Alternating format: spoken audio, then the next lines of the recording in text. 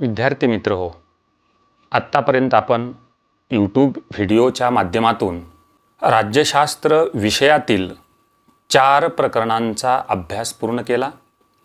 आजच्या व्हिडिओमध्ये आपण राज्यशास्त्र प्रकरण क्रमांक 5 अभ्यासणार आहोत आणि प्रकरणाचं नाव आहे समकालीन भारत सुशासन. या प्रकरणाला प्रत्यक्ष सुरुवात करण्याअगोदर कोरोना पार्श्वभूमीच्या अनुषंगाने अभ्यासक्रमातून काही घटक वगळण्यात आलेले आहेत, त्याचा आढावा आपण अगोदर घेऊयात. शैक्षणिक वर्ष 2020-21 या एका वर्षासाठीच हा अभ्यासक्रम किंवा हे काही उपघटक वगळण्यात आलेले आहेत, त्याचा अगोदर आपण विचार करू. या 5व्या प्रकरणामध्ये ई प्रशासनाच्या उद्दिष्टांचे 6 स्तंभ हे अभ्यासक्रमातून वगळण्यात आलेले आहेत. आपल्या पाठ्यपुस्तकामध्ये ही अशा प्रकारची एक आकृती दिलेली आहे. ते 6 स्तंभ ई प्रशासनाच्या उद्दिष्टांचे अभ्यासक्रमातून यावर्षीच्या वगळण्यात आलेले आहेत आणि या प्रत्येक स्तंभाचे विश्लेषण करणारी एक चौकट देखील आपल्या पाठ्यपुस्तकामध्ये दिलेली आहे. ती आपण झूम करून पाहू. यामध्ये पहिला स्तंभ धोरण आणि कायद्याची चौकट, दुसरा क्षमता बांधणी, 3 वित्त पुरवठा, 4 संस्थात्मक चौकट, 5 ई प्रशासनाची एकत्रित पायाभूत सेवा आणि 6वा स्तंभ समान राज्यव्यापी प्रकल्प. ही अशी दिलेली 6 उद्दिष्टांची चौकटीतील माहिती या वर्षीच्या अभ्यासक्रमातून वगळण्यात आलेली आहे. म्हणजे यावरती मूल्यमापनासाठी प्रश्न विचारला जाणार नाही. मात्र या चौकटीचा किंवा या 6 स्तंभांचा अभ्यास स्वयंअध्ययन विद्यार्थी करू शकतात. विद्यार्थी मित्र हो, 5व्या प्रकरणाला आपण आता सुरुवात करणार आहोत. या 5व्या प्रकरणामध्ये हे काही उपघटक आपण अभ्यासणार आहोत. त्यापैकी पहिला आहे जागतिकीकरणातून लोकप्रशासनात झालेला बदल. दुसरा उपघटक सुशासनाची मूल्ये. तिसरा घटक भारतातील नागरिक केंद्री प्रशासन, भारतातील प्रशासकीय सुधारणा आणि 5वा घटक आहे भारतातील विशेष संस्थात्मक यंत्रणा. या 5 घटकांचा प्रामुख्याने अभ्यास आपण या 5व्या प्रकरणामध्ये करणार आहोत. चला तर मग आपण सुरुवात करूयात. या प्रकरणातील पहिला घटक जागतिकीकरणातून लोकप्रशासनात झालेला बदल. विद्यार्थी मित्र हो, भारताने संसदीय लोकशाहीचा स्वीकार केला. 26 जानेवारी 1950 रोजी भारतीय राज्यघटना अंमलात आली आणि प्रजेच्या हाती याच दिवशी खरीखुरी सत्ता प्राप्त झाली. म्हणून 26 जानेवारी हा दिवस आपण प्रजासत्ताक दिन म्हणूनही साजरा करत असतो. भारतीय संविधानाने नागरिकांना अनेक हक्क अधिकार दिले. लोकशाही व्यवस्थेची मजबूत पायाभरणी संविधानाने भारतामध्ये केली. भारतीय शासन व्यवस्था चालवण्यासाठी भारतामध्ये शासनाच्या 3 शाखा निर्माण केल्या. कोणत्या आहेत 3 शाखा? आपण वेळोवेळी या अभ्यासलेल्या आहेत. त्यामध्ये आहे पहिली कायदेमंडळ, दुसरी कार्यकारी मंडळ आणि तिसरं न्यायमंडळ. याला आपण संसदीय शासन प्रणालीची 3 अंगे असं देखील म्हणतो. या प्रत्येक अंगांचा जर आपण विचार केला तर कायदेमंडळ जे केंद्राच्या पातळीवर आहे, जे राज्याच्या पातळीवर देखील आहे, ज्याच्यामध्ये संसदेचा किंवा लोकसभा, राज्यसभा या सभागृहांचा समावेश होतो. तर कार्यपालिका किंवा ज्याला आपण कार्यकारी मंडळ म्हणतो, याच्यामध्ये राष्ट्रपती, पंतप्रधान आणि त्यांचं मंत्रिमंडळ यांचा समावेश होतो. तर न्यायव्यवस्था ज्याला आपण न्यायमंडळ म्हणतो, यामध्ये न्यायालयीन यंत्रणेचा समावेश होतो. कायदेमंडळ, कार्यकारी मंडळ यापेक्षा न्यायमंडळ हे अलग किंवा स्वतंत्र स्वायत्त असलेली यंत्रणा आहे, ज्याच्यावर कुठल्याही प्रकारे कायदेमंडळाचे किंवा कार्यकारी मंडळाचे नियंत्रण असू शकत नाही.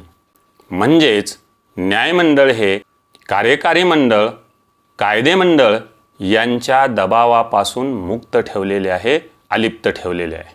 विद्यार्थी मित्रो, कार्यकारी मंडळ ज्याला आपण केंद्राचा विचार केला तर राष्ट्रपती, पंतप्रधान आणि त्यांचं मंत्रिमंडळ, राज्याचा जेव्हा आपण विचार करतो राज्यपाल, मुख्यमंत्री आणि त्यांचं मंत्रिमंडळ यांचा समावेश होत असतो. म्हणजे शासनाचं अंग हे राज्य पातळीवरील असो किंवा केंद्र पातळीवरील असो, कार्यकारी मंडळ हे दोन्हीही ठिकाणी निर्माण करण्यात आलेलं आहे.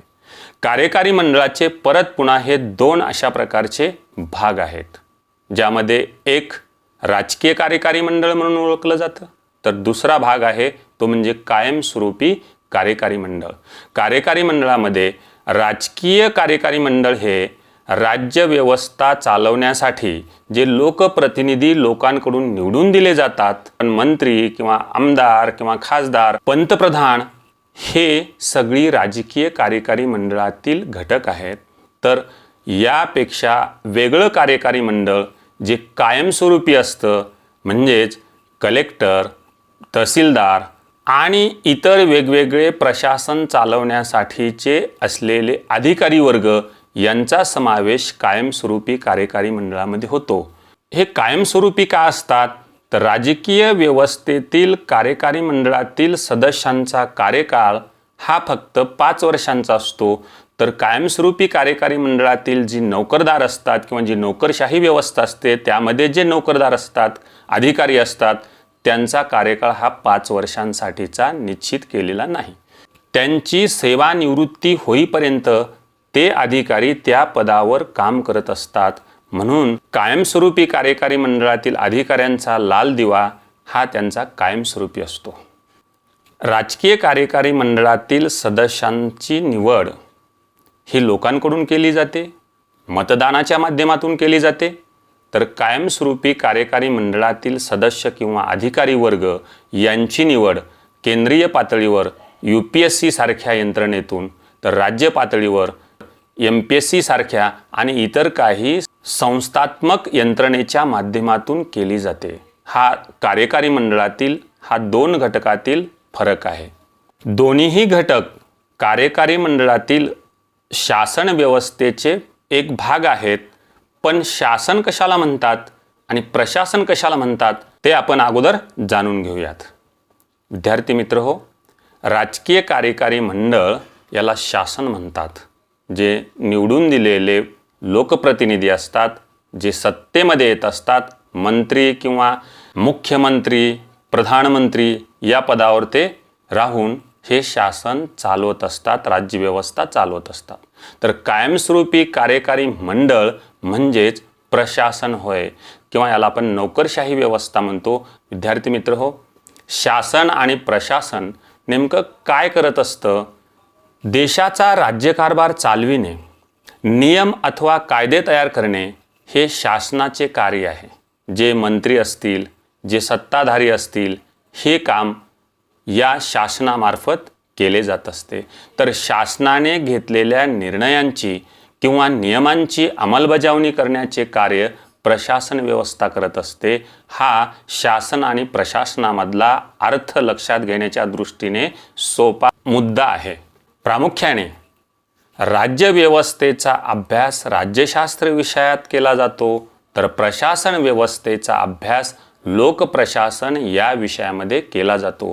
लोकप्रशासन विषय जरी हा नवीन आपल्याला वाटत असला तरी देखील मात्र तो आपण 7वी 8वीच्या किंवा माध्यमिक शिक्षणापासूनच त्याचा अभ्यास आपण राज्यशास्त्र विषयामध्ये केलेला आहे. कशाला म्हणतात लोकप्रशासन? लोकप्रशासन म्हणजे शासनाने तयार केलेली उद्दिष्टे पूर्ण करण्यासाठी मानवी व भौतिक संसाधनांचे संघटन व व्यवस्थापन म्हणजे लोकप्रशासन होय. अमेरिकेचे राष्ट्राध्यक्ष वुड्रो विल्सन यांनी लोकप्रशासन या विषयाचा पाया रचला आणि भारतामध्ये नागपूर विद्यापीठामध्ये लोकप्रशासन या विषयाचा अभ्यास सुरू झालेला आहे. राज्यशास्त्र विषय जितका महत्त्वपूर्ण आहे, प्रशासनाचा अभ्यास करणारा हा लोकप्रशासन विषय देखील तितकाच तेवढाच महत्त्वाचा आहे. त्याच्याशिवाय शासन व्यवस्था व्यवस्थित चालू शकणार नाही. 1990च्या दशकात जगात काही बदल झाले. जागतिकीकरण ही एक त्यावेळी सुरू झालेली प्रक्रिया. जागतिकीकरणाच्या बदलत्या काळात लोकप्रशासनाच्या बदलत्या स्वरूपाशी संबंधित असलेल्या सुशासन आणि नागरिक केंद्रित प्रशासन या मुख्य संकल्पनांचा अभ्यास आपण प्रामुख्याने आजच्या या 5व्या प्रकरणामध्ये करणार आहोत. आपण नागरिक म्हणून प्रशासकीय यंत्रणेच्या दैनंदिन संपर्कात येत असतो, कारण प्रत्येक व्यक्तीचे काही ना काहीतरी काम प्रशासनाकडे गुंतलेले असते. तुम्हाला जन्ममृत्यूचा दाखला हवा असतो किंवा एखाद्याला आधार कार्ड काढून घ्यायचं हवं असतं, कोणाला पॅन कार्डची आवश्यकता असते, रेशन कार्ड काढण्याची आवश्यकता असते. यावरून आपल्याला असे म्हणता येईल की प्रशासकीय यंत्रणेच्या दैनंदिन संपर्कामध्ये प्रत्येक व्यक्ती हा कधी ना कधी येत असतो. रस्त्याची दुरुस्ती न होणे, कचरा उचलला न जाणे, अशा प्रकारच्या स्थानिक प्रशासनाच्या विरोधात देखील काही नागरिकांच्या तक्रारी असू शकतात. नागरिकांच्या विविध प्रकारच्या मागण्या आणि गरजा यांची पूर्तता करताना प्रशासकीय यंत्रणा कशा प्रकारे प्रतिसाद देते यावर प्रशासनाचे यश किंवा अपयश अवलंबून असते. जितकं प्रशासन या लोकांच्या गरजांची पूर्तता करेल तेवढ्या प्रमाणात प्रशासन यश प्राप्त करेल. पूर्वीच्या काळी प्रशासन व्यवस्था पाहिजे तेवढ्या यशापर्यंत पोहोचलेली नव्हती, पण 1980 पासून प्रशासकीय संस्थांच्या कामगिरीवर भर दिला जाऊ लागला. प्रशासनाने योग्य प्रकारे कामगिरी करावी यासाठी उत्तरदायित्व, जबाबदारी, पारदर्शकता आणि नागरिकांचा अभिप्राय जाणून घेणे अशा बाबी लोकप्रशासनाच्या संस्थांमध्ये लागू केल्या जाण्याची आवश्यकता भासली आणि त्याच्यासाठी पावले उचलली गेली. विद्यार्थी मित्र हो, राज्य संस्था किंवा प्रशासन यंत्रणा यांची नागरिकांप्रती कोणती जबाबदारी असते ही आपण इयत्ता 11वीमध्ये लोकप्रशासनाच्या भूमिकेविषयी चर्चा केलेली आहे. त्याचा अभ्यास आपण 11वीच्या वर्गामध्ये केलेला आहे. त्यामध्ये आपण लोकप्रशासनाच्या 2 प्रकारच्या स्वरूपाविषयी चर्चा केली.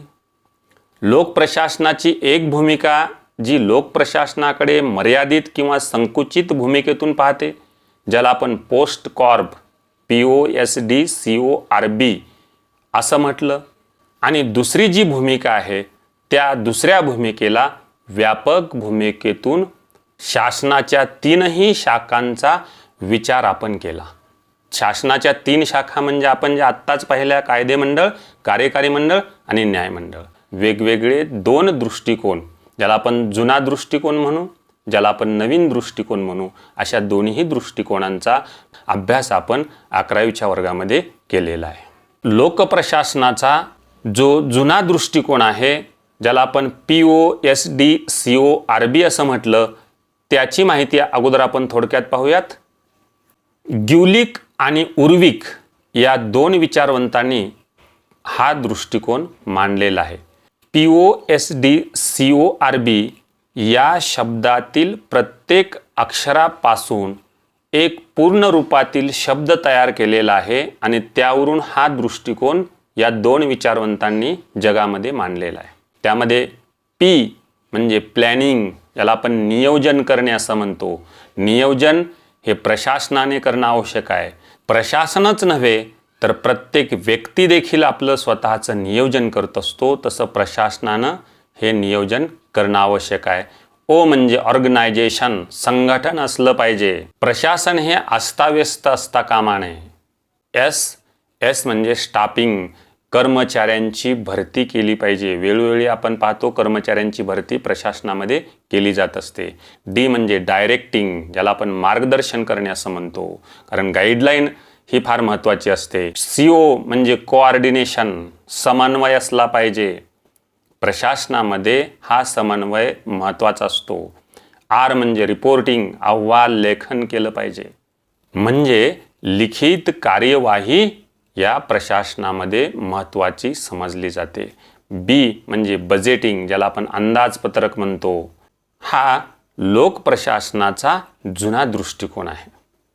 आणि 1980च्या नंतर या दृष्टिकोनामध्ये बदल करण्यात आला आणि विकासाच्या प्रक्रियेबरोबरच विकास प्रशासनाच्या संकल्पनेमुळे लोकप्रशासनाच्या पारंपरिक भूमिकेत कसा बदल घडून आणला ते आपण पाहिले आहे.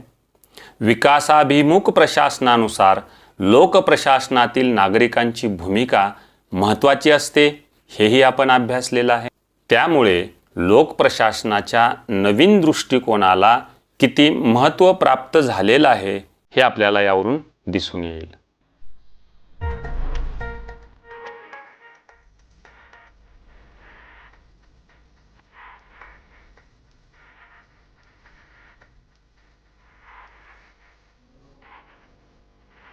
धन्यवाद.